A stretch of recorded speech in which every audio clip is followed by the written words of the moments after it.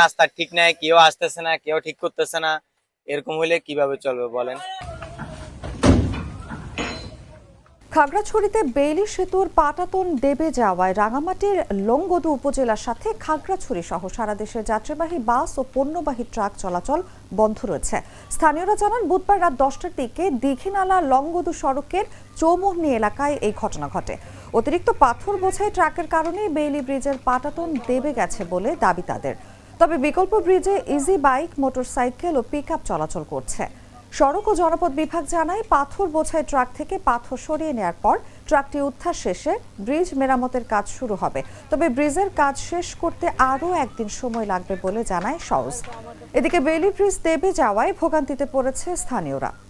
আমরা গতকাল রাতে মাটিরাঙ্গা থেকে আসছি, প্রায় 10টার দিকে আসছি। আসার পরে দেখতেছি এখানে গাড়ির এই অবস্থা। তো রাত থেকে কেউ আর আসে নাই এই পর্যন্ত। এখানে আমরা কালকে রাত থেকে এখানে আটকে রয়েছি, কিন্তু এখনো রাস্তা ঠিক হওয়ার কোনো নামগন্ধ না। আমরা কখন যাব, কিভাবে যাব, ওইটার কোনো গ্যারান্টি নাই। এখন আমাদের রিস্ক নিবে কে?